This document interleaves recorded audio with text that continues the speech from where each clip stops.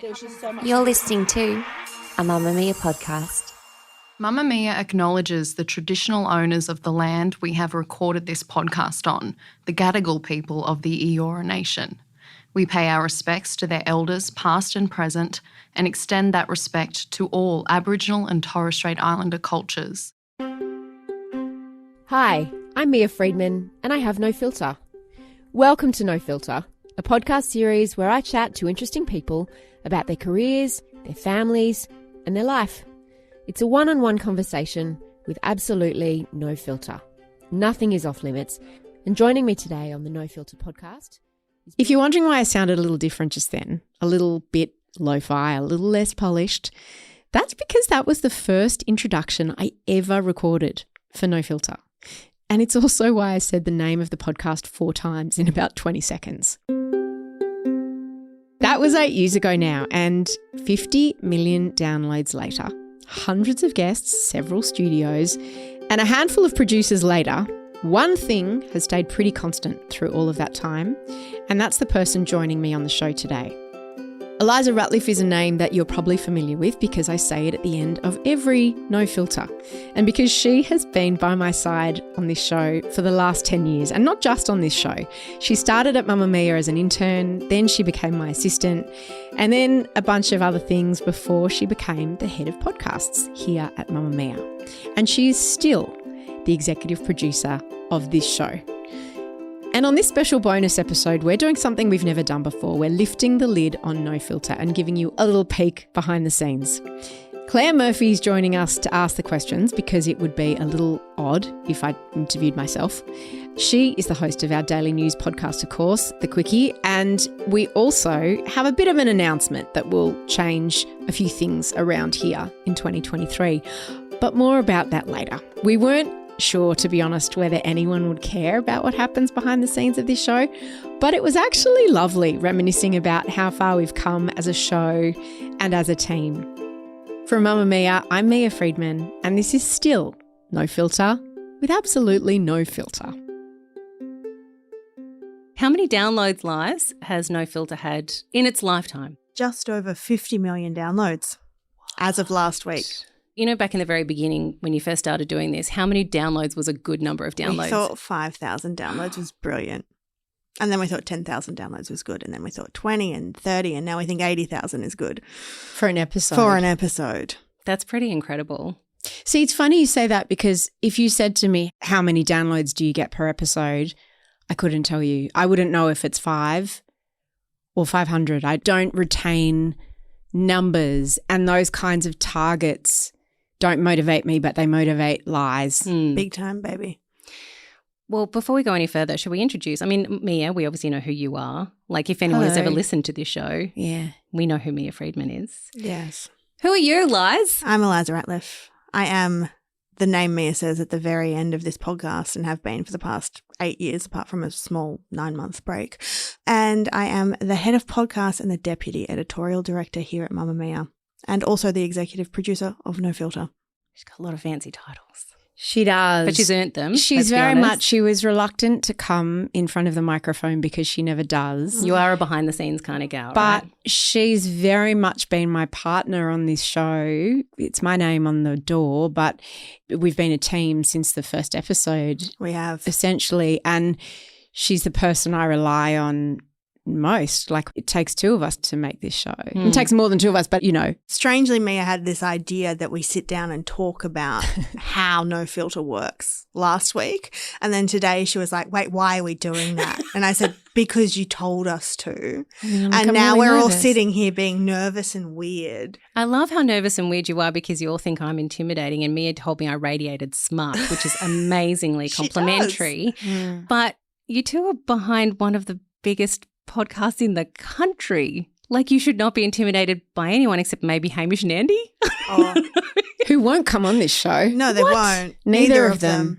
But that's beside the point. I think. No, why won't they come on the show? I don't know. I think sometimes the name of it can put people off. It did at the start, that's for sure. They think that they have to come and emote. So they think no filter means like being emotional about every part or of that their I'll life. ask incredibly personal questions and that, those guys, they also are used to having a lot of control. So it's why I don't do podcast interviews, because when you have control, you don't want to then give it up to someone else. I can understand that. Can we go back to episode 1? Because we've been having a listen to some of the episodes from that era. They sound very different. Yes. David Koch was your first ever guest. What have you learned about working with Gen Y? Because you're surrounded by them. Oh, yeah, absolutely. I find them challenging. I find the only time we argue is when they whinge about how hard it is to get a house. And I say, look, it was hard no matter what age you're in. And, and my next question, which really annoys them, is where'd you go on holidays last? And they go, Europe and America. And you go, well, no wonder you can't sort of save up for a deposit, go to Nelson Bay or somewhere like that where he used to. So anyhow, then they called me the old man. Oh, dear. I'm presuming he regrets those words slightly now, seeing as the state of the real estate market here in Australia. But where were you in the lobby? What you can hear is we were in our old office, we had this kind of area, I suppose, this tea area, if you would, near the kitchen and the bathrooms. And we decided that'd be a great place. God, we were idiots. It's so that the whole office was just like this big warehouse.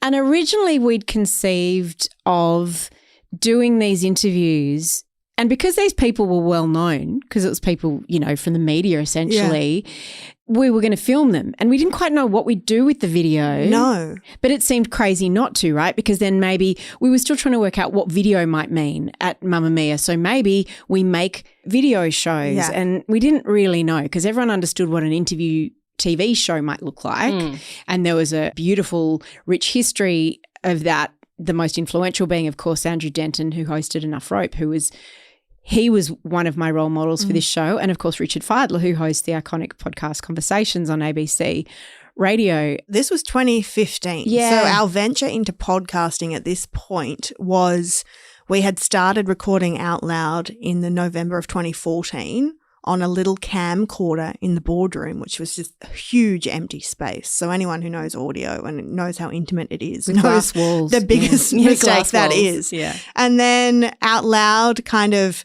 came back again in February 2015, helmed by Monique Bowley, Mia, and our editor at the time, Jamila. And they used to record in the ABC studios. So when Mia... Did we? Yeah, you did. Oh. Yeah. Because we didn't know how to make a podcast with 3 people. Or We did didn't know how to make a anybody podcast. really back then? Because when you were speaking about this, did people even know what podcasts No. were? So we would rent studios for an hour. I forgot about that. You did. That's where Out Loud was recorded, and then No Filter because we wanted to film it. And at the time, No Filter was conceived as a peek behind the curtain of the media industry. That's what you wanted it to be at the start, which is why we interviewed all your friends for the first 8 episodes. Did we? Yeah. Apart from Koshi, because Koshi and Mia had beef, so it was a big deal getting Koshi. So we knew that would be – Koshi cancelled me. Well, Mamamia cancelled Koshi, and then Koshi cancelled me. Okay. So we had beef. There'd been something that had been written about him by a writer at Mamamia, implying that he'd made a sexist comment on the show, which he felt very angry about, and then sledged us on air, and it got really messy and really ugly. And so that had been a few years earlier. So Liz and I have always got our ears open for what's going to be a good story. And we knew that peace talks between me and Koshi would be interesting. And to his credit, he said yes and came into the office. So we sat up the back with everyone walking past to and from the toilets. I mean, we were insane. When I first started listening to podcasts, most podcasts sounded like that. Like there weren't a huge amount done in studio. They were done in people's kitchens and dining rooms and workspaces. Because audio equipment then you couldn't just like buy. Now you can buy podcasting kits from JB Hi-Fi, but you couldn't back then. And we also didn't even Well, you needed to know someone who knew someone to come and build it. And we didn't have that until around late 2015, early 2016, when our head of podcast at the time, Monique Bowley's husband, who worked at the ABC, came and literally built a studio for And us. it was really just a room with some foam like stuck to the walls, right? Well, at first it was a demountable plastic shed that was up the back of the office again in that same spot near the toilets. But what we soon realised, because we thought, oh, let's get video as well. But what we quickly realised is that I knew myself that the experience, if you knew you were being filmed, it was very different. It wasn't intimate, and not to mention the fact that people were walking past, but you were very conscious that you were being filmed. And the people that, interestingly, that I interviewed in that first little section was like Koshi and Georgia Gardner, Ben Fordham, Julia Baird. There were all those kinds of people who were used to being on camera. But as soon as I started talking to other people, I realised how self-conscious they were in that environment. And of course, you are. I'm self-conscious right now knowing that we're being filmed. Yeah, it changes not everything, usual for which me. is another conversation about the way podcasts now are all being videoed. But then taking it out of that open plan, and even when we had that little plastic shed at the back of the office, it still felt much more intimate. And we stopped filming them and we went, okay, we didn't really know what to do with the video anyway. So we thought we may as well make it a good on the audio, right? podcast. Yeah. Obviously, building studios and getting all the sound right has been really important over the years, right? So when did we transition from being in a shed at the back of the office to actually feeling like you had some professional setup for guests when they came in? So we were in the shed for a while. We were probably in the shed for a year before we moved into a converted office space, which was like a tiny little office we had. It's like a cupboard. It was a cupboard. It was essentially a broom cupboard. Yeah. Is that where you stuck the clock to the wall so we could never change the batteries stuck on it? all this foam to the wall, again, like eggshell cartons, and then we kind of moved into that space. And we were in that room for about 5 or 6 years. Yeah, you were. really. That's where my other show, The Quickie, started. Yeah. Exactly. So in it's that room, only when the pandemic, ironically, we moved into this office space in March 2020 and then no one was in it. So we rented this big office. We made these fancy studios, 2 rooms basically, one decent sized one and one tiny one. And then we all stayed home for 3 years and everyone had to make podcast studios in their houses, including you and me. Mm-hmm. And so it's only really in the last 12 months that we've got into our groove in these proper studios. But basically Liz, and before her Rachel Corbett and before her Monique Boley, built our entire podcast network out of that one tiny room. It's pretty incredible. But was it difficult in the beginning when we didn't really know what podcasting was to convince people to even come on and talk to you? Because how did you explain to people what you were doing? Absolutely. Well, the emails we sent out were essentially, hi, Mia wants to talk to you for this podcast interview series, Think Enough Rope, or conversations, but we were super broad, nothing specific. And we got a lot of no's. We got a lot of no's for around 3 years of people being like, I don't know about that. And then in around 2017. Yeah, that's why we had to interview all my friends. Yeah, we did. To start off with. To get people to understand what this is, right? We couldn't get anyone. We also thought it was a great idea that No Filter launches a fortnightly series. So what we used to do back in the day is we bulk recorded 4 to 5 episodes in a day. You'd invite all your friends in. It'd be Ben Fordham comes through, then Julia Baird comes through, then we've got Paul Murray coming through. Like really, Lisa came through. We did that all in a day so as not to disrupt the rest of the office from walking back and forth. And then we'd roll them out fortnightly.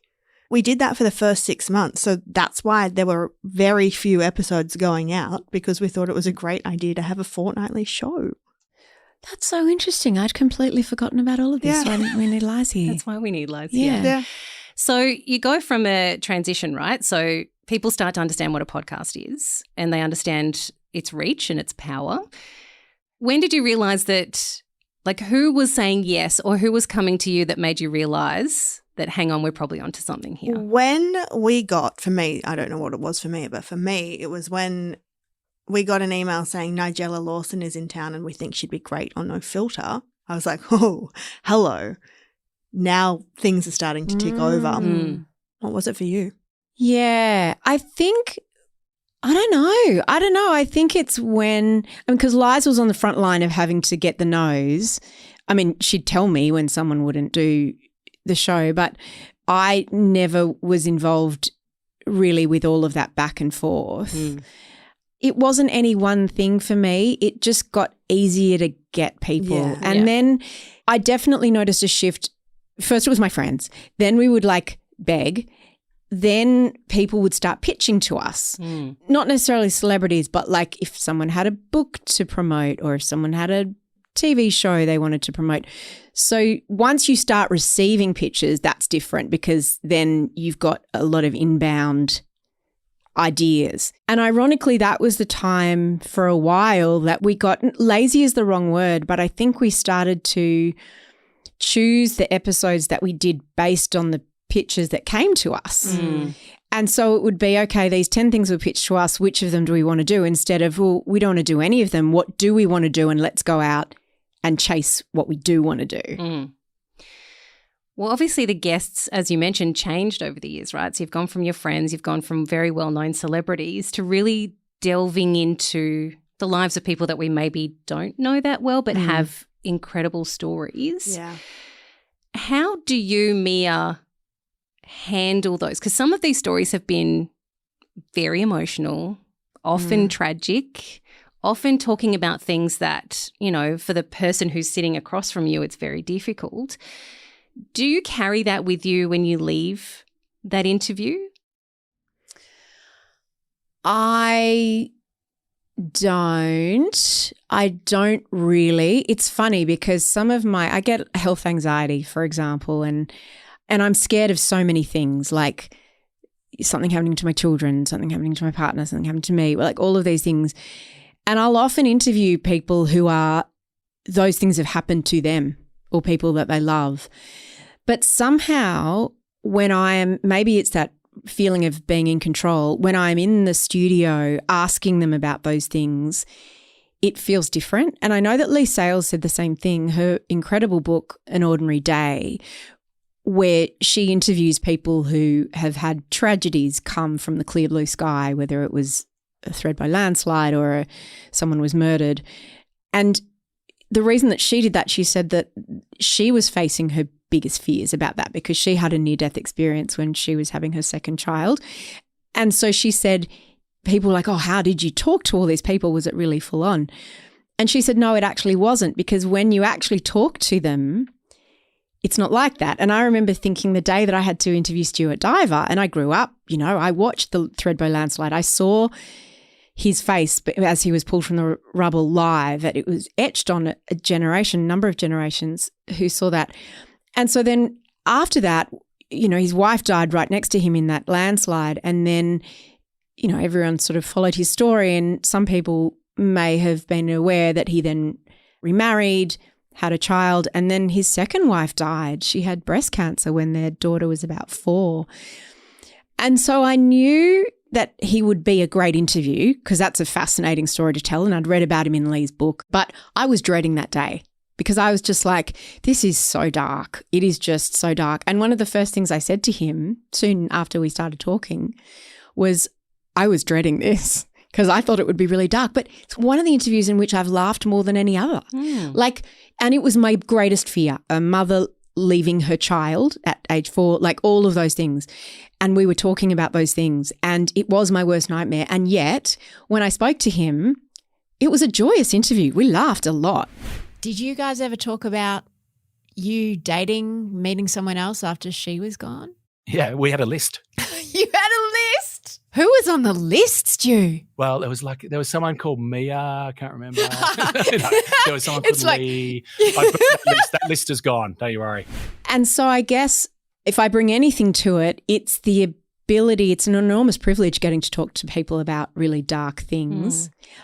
But I also like to find the humanity and the laughter and the lightness. There's a reason that people tell jokes at funerals. And I remember someone once saying that to me and thinking, oh, no, nobody says funny things. And then the next couple of funerals I went to, I noticed, and I'm like, everyone really wants to laugh. Like if there's a slight thing said about the person and in an affectionate way, everyone laughs because in that moment, it's like, oh, yeah. The tension is broken. You got to laugh. Like I was once interviewing a woman who her husband had died and then she'd remarried and he'd died really suddenly, and then she found out afterwards that he was this murderer and he'd been to jail and he'd been lying to her, and then she said, and then I found out that he'd given me herpes.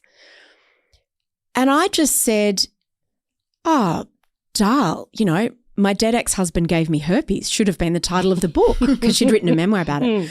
And she laughed and I laughed. And in that moment, the tension was broken. So that's the gift of doing these interviews, because you don't want someone to go away going, oh, man, that was heavy. After the break, I reveal why, after 8 years and 50 million downloads, I actually tried to quit being the host of No Filter.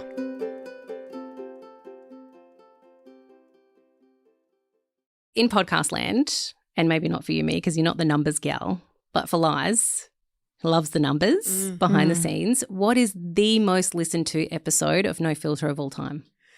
I believe it is Sophie Keisha, the first interview she did with Mia about her story of leaving her husband and falling in love with a woman. This woman completely stopped me.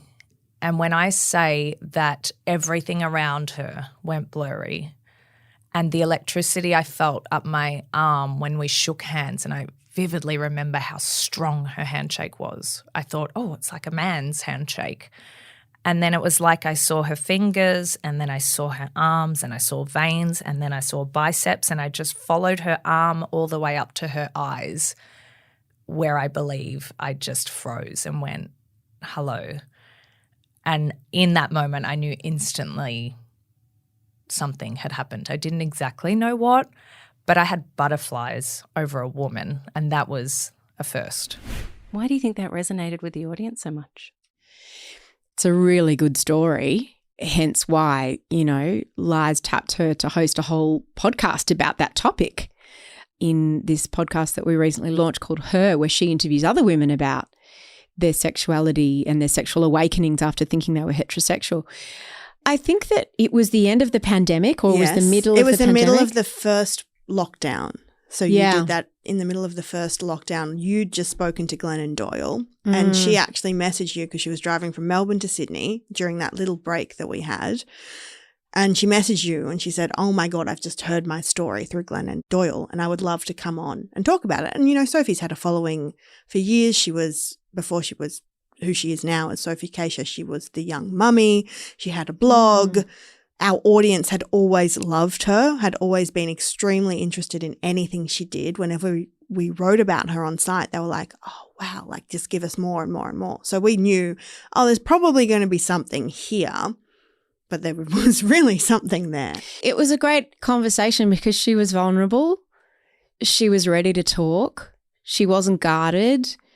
It was just a really interesting story. And I think that of all the interviews, it's just got to be a story you want to listen to. You just got to not want to get out of the car because it's such an interesting conversation. Yeah, you've got to be able to lean in, I think, and that's what we talk about a bit here. And what we tell our producers is like the lean in moments, as Mia said, where you're not getting out of the car, where you're going, and then what happened? But hang on, just wait. You're visibly like into the story. Yeah.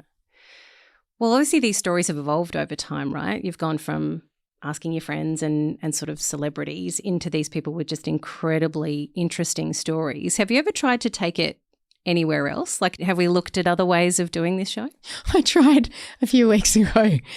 Occasionally, so I came back this year, to be completely honest, in no filter mode. I was not going to say you weren't in no filter mode. Well, I'm in no filter mode now in this confessional atmosphere. Claire, you're bringing it out in me.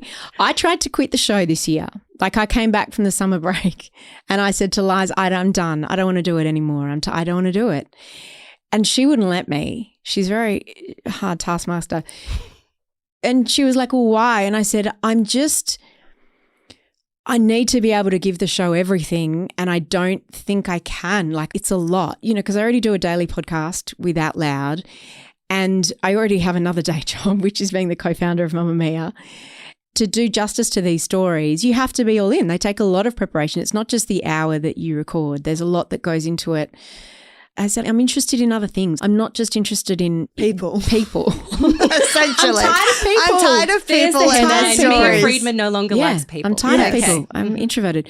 And so I'm like, maybe I should just explore issues.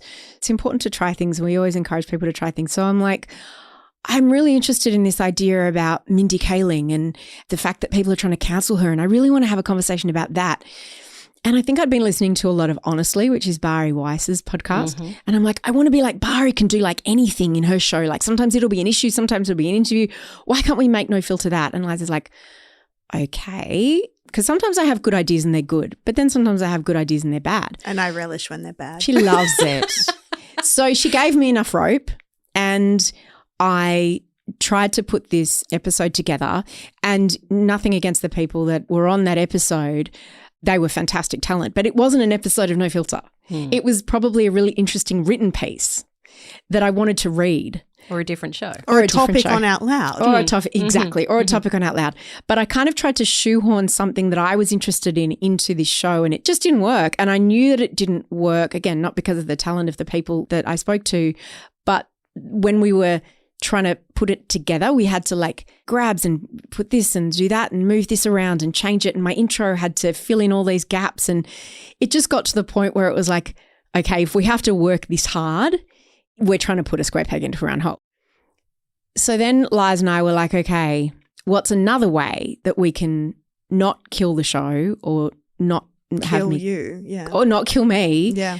And that was, what if there was someone who could do some of the interviews some of the time?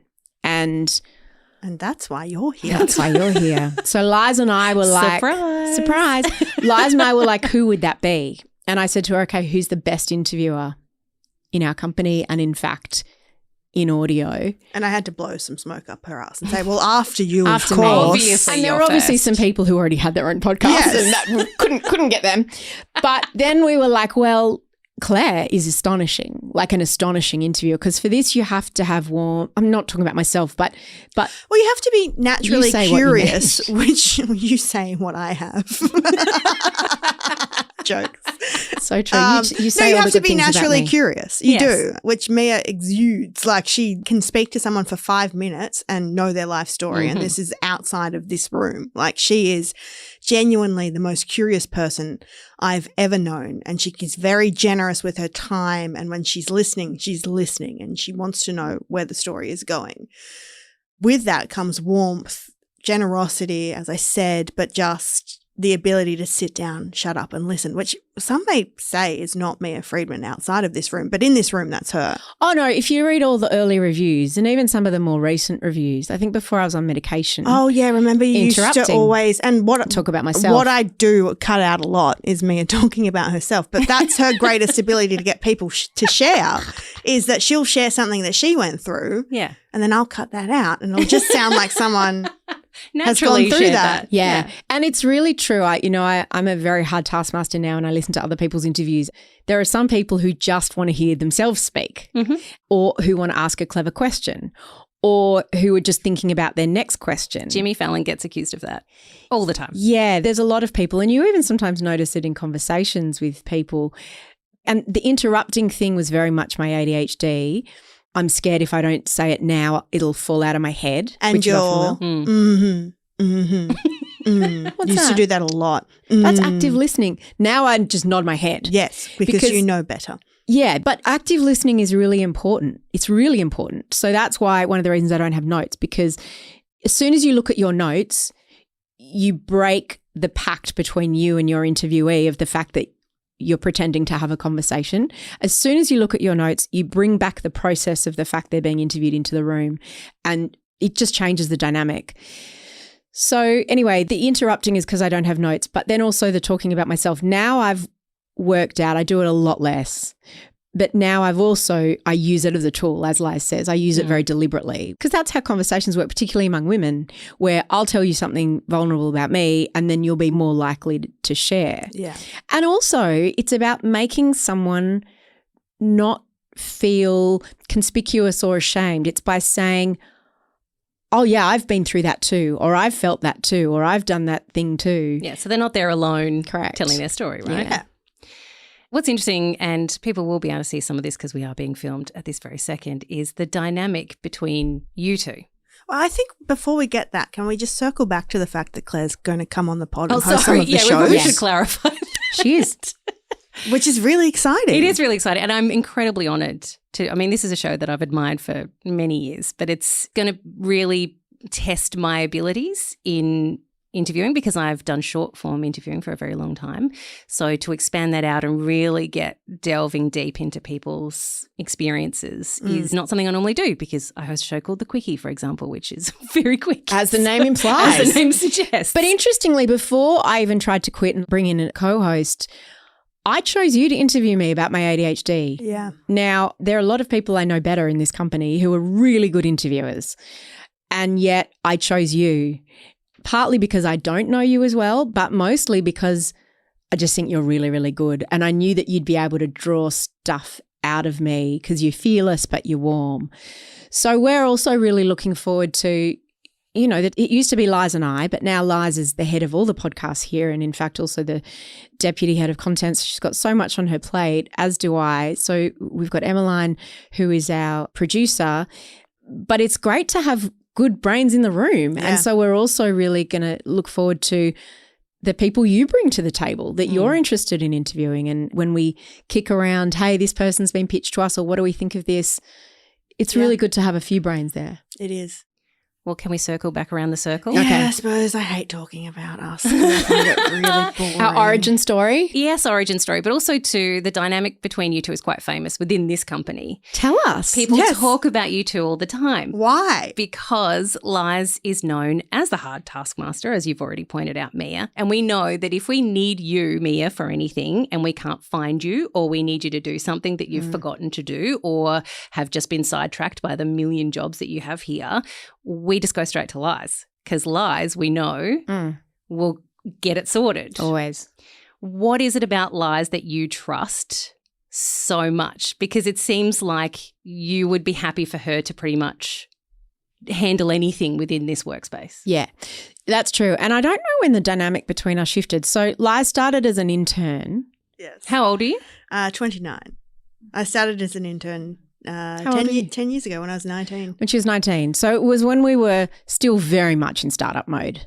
And she was a group of interns who've all gone on to do extraordinary things. Like, how lucky were we to get those unbelievable women and get to work with them for a really short time. And then Liz became my assistant. And that's an intimate relationship. Yeah. Like, that's a really intimate relationship. And it was crazy back then. I mean, it's still crazy now, but in a different way. It was move fast and break things time. And I did break things. I crashed her car.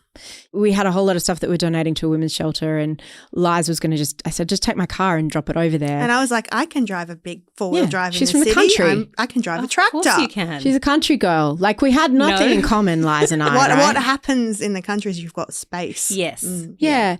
So I think the fact that we were so different, like Liz never wanted to be me. She always really knew who she was. So she always had a really strong sense of herself, and we were always very different. So that was interesting. But anyway, she's always got a capable energy about her, Liz. Like, she's very unfazed, and I think that is a part of her upbringing and also the country thing. And so anyway, she came back and she looked really pale, and I remember she was on the balcony at our old office, which was tiny, and what happened? Oh, well, because, as I said, in the country there's space, and you were parked in this tiny little car park full of concrete everywhere. Not many car parks in the country.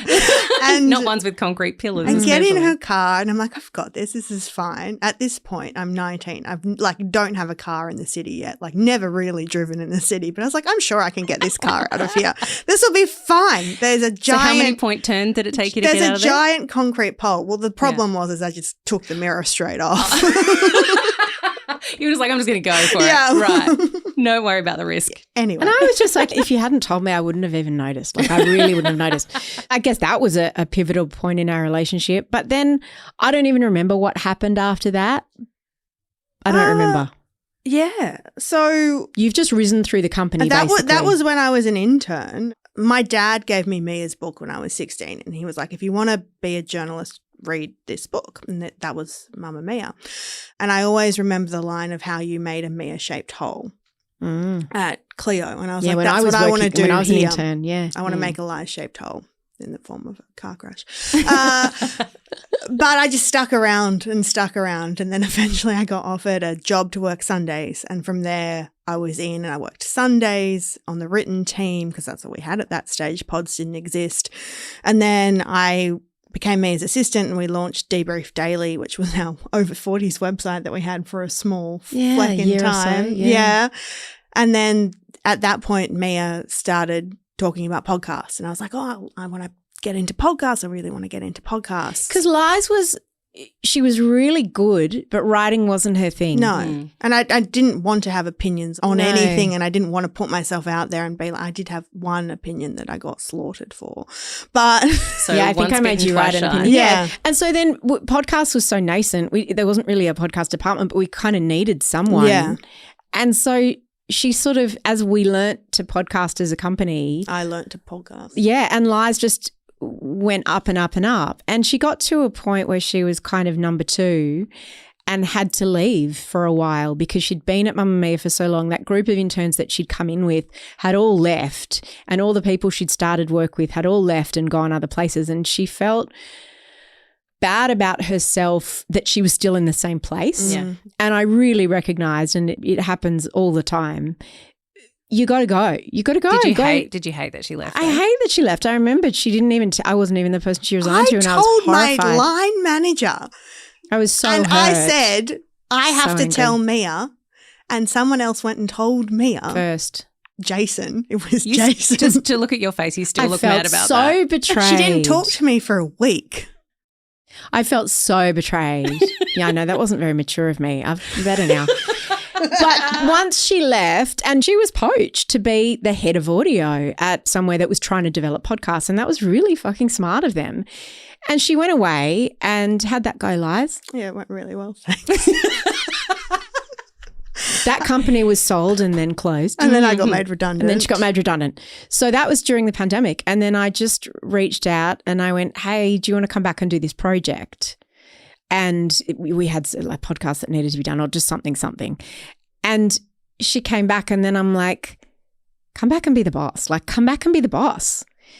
When you're a number 2, it's really hard to become number 1, and number 2s often don't make great number 1s. And if they are going to be number 1s, they've got to go away first and then come back. A little bit of life experience. Yeah, and I think the stuff that you learn, I still think, thank God you left. The stuff that you learnt there was phenomenal because you need to learn what's good, what's bad. You need to have all kinds of different experiences and then bring that back. And so then she came back, became head of podcasts, and we just flew. We just took off from that point. Do you feel like your relationship is much more mature now? No. No, somewhere it changed to what people don't understand is when you know, we're a big company now. We've got like 160 people that work here, and, you know, my name's on the door, and that's a huge amount of pressure for me, and it can be very intimidating for people who work here. And what I always value the most is the people that can say no to me, the people that I trust who are like, no. It's funny, you did that early on. You and I clashed early on and you said no to me. And they're the people, as long as I respect them, they're the people that are most valuable to me, the ones that can call me on my shit. Yeah, well, I'm not scared of her. And when like, I think I called you a monster last week. In regards to a podcast episode. Is it healthy? Questionable. Because we do. I think it's mutual respect. It's mutual respect, but we can't really cope if we know the other one is shitty with it. Like, if I'm cranky with Mia, she knows it because I don't have a poker face. Like, she's like, what did I do? Yeah. What's wrong? And if I've pissed her off, it's really great because she's got the memory of a goldfish, so it's gone within like a week. Yeah, but Liza's always very good at reading me. So she was the one that identified many years ago that when I'm very stressed, I will have hot chocolate and toast. This is back in the day before I had toast every day. I don't know, I was eating something else. And I hadn't realised that was the case. So she knows all my tells. And I think that there's just a mutual respect. Like, she knows so much more than me about so many things. I value her opinion so, so highly. So it's a good relationship. And I struggled on No Filter when she wasn't here. Like, I didn't realise how much I'd relied on her.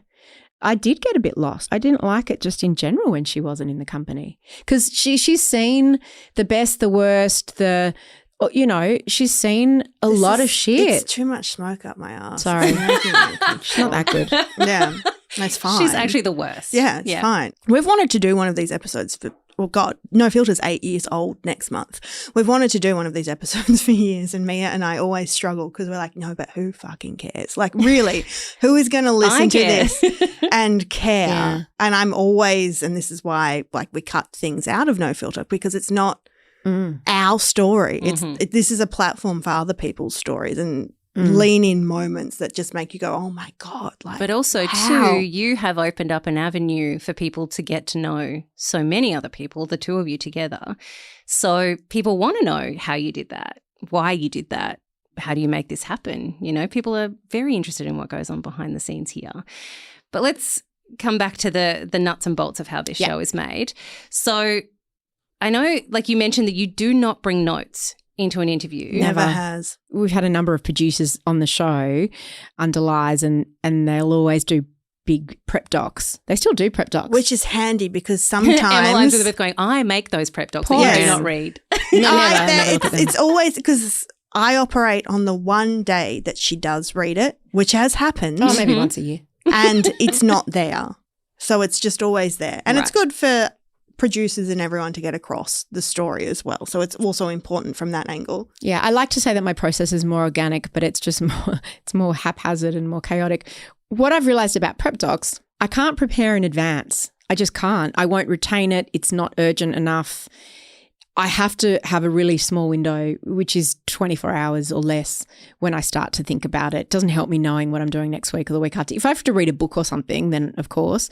But usually when you read a book, you want to do the interview That's week. Crucial, yeah. If I read a book and it's not coming out for 3 months, I'll can you tell the author, we'll embargo it, we won't release it until the book's out, but I need to do it now because I will have forgotten the book by next week.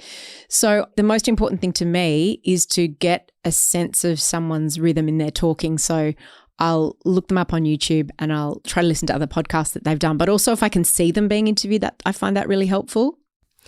It's interesting the way that you prep, because when I asked you, when you're talking about, you've got to do it now, otherwise you'll forget it.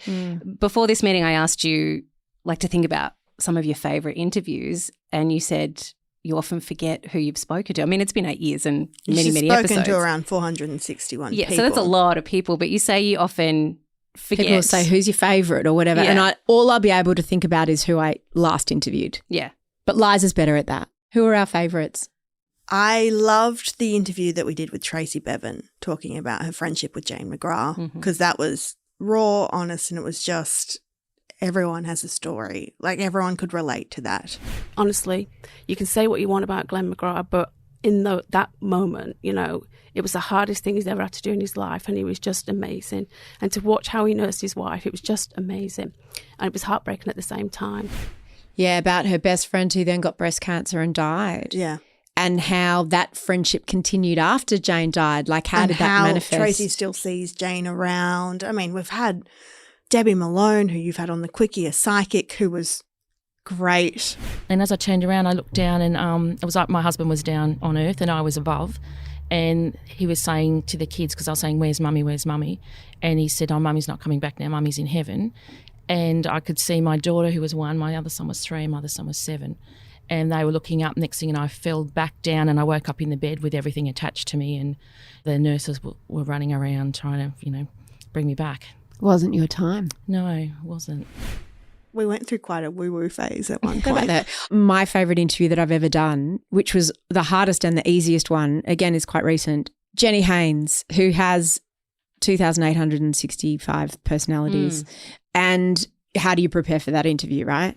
There are 2,681 others. So there's me and 2,681. Not 2,500, but it's a nice round figure, see. It was the hardest possible interview. I was doing it from home, which is always a disaster because I find the technology, all the bits of the technology really stressful. She was also remote. There was a delay of 3 seconds, and she had 2,800 personalities. And yet I sat there riveted. For 3 hours. For 3 hours I didn't move. All I can say is that we were in flow. Like, as different personalities came and went, I just knew what to do. And I had prepared. I don't know. I just knew what to do. And the reason that I can come in with no notes is that I've just done follow it your so many nose. times. Yeah, and also, like I I'm good always at say it. to you, you're good at it. Follow I'm really your good nose, at it. follow your gut, like where you want to go. When we had Richard Feidler into our first studio, which was very embarrassing because it was like the king of interviews comes into a shed with stuff on the wall. But you know what? Richard Feidler was one of the co-hosts of the Cosmo radio show at one point, so he's not a precious man. No, it was great. He told us about this story of an exploding chicken, essentially where you can follow a story down a rabbit warren and then it'll pop and you're covered in guts and feathers, which Mia no and way of getting back. and you can't get back. But more often than not, Mia just goes and can bring them back. And that's the beauty of bring back the chicken before it explodes. Yeah. And it's funny because you know how I was like, I want to quit, I'm done, I'm exhausted, I don't have what. And I felt so sick when you said that for around 3 weeks. It was like, oh, shit. Like I thought, is it done? Do we just call it? I just thought it was done. And then I did my first interview last week and I was like, oh, I love this. I love this. And it had come back. And I think that... Which is what I said it would do when she got in the booth, but she just sometimes doesn't listen to me. Again. And the moral of the story is never let you take a Christmas break. But I love it. Exactly. Every interview is different and requires different tools. So I've got all these tools in my toolbox of how to get a great interview out of someone. But you never can just bring out the same tools. It depends. And sometimes the people who've done the most interviews are actually the worst. Like that, one of the hardest interviews I've ever done is Sophie Monk, of all people. But she has a way, first of all, she will never talk about things she doesn't want to talk about. There's no vulnerability. Right. There's self-deprecation, but she won't be vulnerable. She's an absolute delight, but she knows what she's doing, right? Yeah. And she's not going to get caught out. And so she does this thing where she'll just end sentences she'll just wrap them up. Yeah. Oh, so she lets you fall off the cliff. Yeah. Yes. And so I kept not being ready with my next question because she'd just be like done. And she'd do it in a way that would not leave any room to ask a follow-up. And do you have like a trailer that you hang out? Yeah, but like a crap one usually. What, so it's like a caravan? Yeah, it's like a caravan. So I found that incredibly difficult. Whereas Olivia Newton-John gave us all the time in the world. Yes, celebrities are usually my people that I like doing the least. Olivia Newton-John was a delight because, how many times has she been asked about Greece? Billion. Exactly. So you've got to think, I'm going to try to invent a new way to ask her, and I don't think I did. But she was just present, delightful, and there were very clear no-go areas that she had around her daughter and stuff that I knew. But I always look to ask people about things they've been asked about lots of times in a different way. I'll give you an example. So Emma Carey, The Girl Who Fell from the Sky, she's written a beautiful book that's a memoir and she's done 1 million interviews. She's been doing interviews for 10 years, I think. She's been interviewed 1 billion times. And so with her, I had to think, and one of the questions I asked her is not many people are asked about a specific 15 seconds in their life for 10 years. That's not a question, but I think I phrased it better. One of the things I asked her, and I was like, oh, what hasn't she been asked? And I didn't plan what they were going to be, but I was just alert for them at the time. And one of the things I said to her was, when you're in that field, because she hit the ground, she didn't lose consciousness. And her best friend was there and had quickly run over, seen what was happening and called the ambulance. And they're waiting for the ambulance to arrive. And I said to her, what did you and your friend talk about? What did you talk about in the field until the helicopter arrived? I remember one of the main things I kept saying was all of my teeth have fallen out. I think I was trying to put my focus on something less serious because dealing with the extent of what was really going on was too much to think about. And I could see her go, oh, yeah, that's a great question. And I mean, of course, every interviewer loves being told that's a great question. That is my absolute most favourite thing in the whole world. But I could see her eyes and she was engaged because when you've got someone who's told a story a lot of times, they'll just roll it out. And she was actually really present suddenly and she was a great interview, but telling that part of the story. It's a skill that you can never perfect. It's a working skill. Yeah. It's a muscle. Muscle that you're always building. Is there anyone other than Hamish and Andy that you've always wanted to get on this show but haven't been able to? I've been trying for Nicole Kidman for a really long time. We have been trying for Nicole for a very long time, for around 5 years. Constantly emailing her people. Yeah, I tend to let go of people pretty quickly. Like I'll get obsessed with having someone on, but, you know, if they say no enough times, like I really wanted Pamela Anderson, I really want Paulina Porotskova, who's written a memoir called No Filter, thank you. And it's harder now when everyone's got a podcast because, of course Pamela's going to go on Dax Shepard's podcast and not ours. Yes. So we have to say we are the Dax Shepard of Australia. I mean, I'm not the Dax Shepard of Australia, but No Filter is like there's a million interview podcasts. Is the armchair expert of Australia. Mm-hmm. Sorry, yeah. The armchair expert of Australia or the fresh air of Australia or, you know, in terms of the number of people you reach with this podcast compared to being in a magazine or being on a breakfast show or something is unmatched. And we also know because, you know, book publicists tell us we move books. So if an author comes on, people go out and buy that book or will go out and watch that show. The same way Oprah's book club did, right? Not quite. But, you know. No, the premise is the same. Premise. Maybe not the numbers. In that ballpark. Because our audience is really engaged and involved. And if you listen to a conversation that's really interesting, I go out and buy books. You've mentioned some of the negative feedback that you've gotten from people who listen to the show. What's your favourite positive feedback you've received from listeners? I don't remember any of the positive. I only remember the negative. I'm a bit the same. I think just seeing the impact that we can have. So even this week, we're recording this the week that Mia and Sally Hepworth's chat has dropped about ADHD. And we've had around 10 emails come in being like, thank you so much. This has changed the way I think about my daughter or my mum or this is me.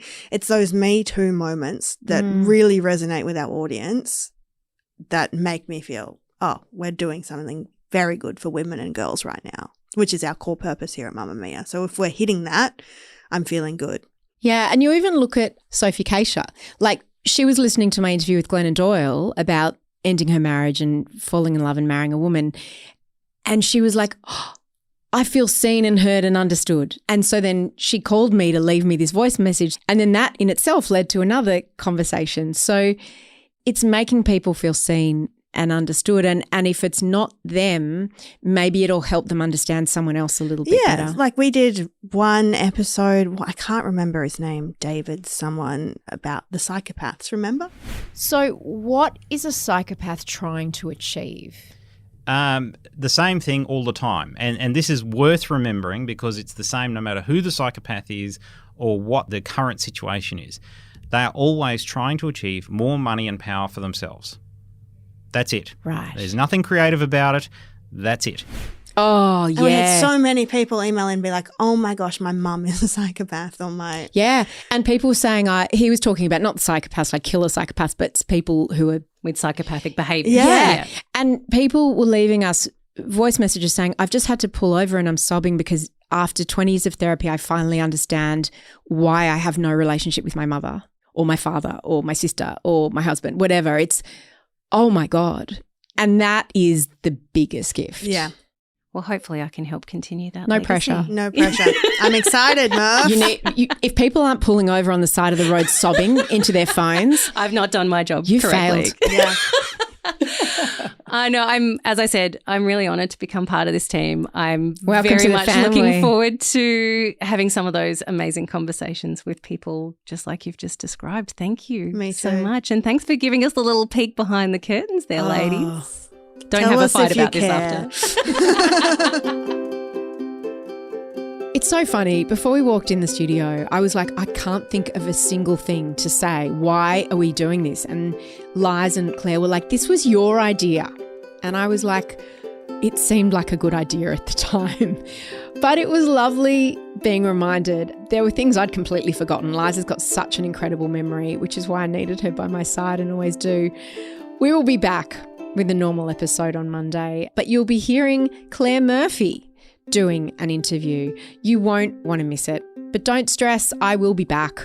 Maybe you're not stressing at all, maybe you're thrilled. We will also put links to all the episodes that we mentioned in the show notes in case you want to go back and listen.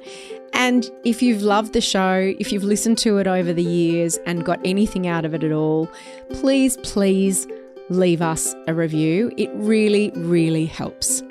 The producer of No Filter is Emmeline Peterson, the executive producer as you now know very well, is Elissa Ratliff, with sound production by Maddie Joannou. I'm Mia Friedman, and thank you so much for having me in your ears all these years. I will be back soon.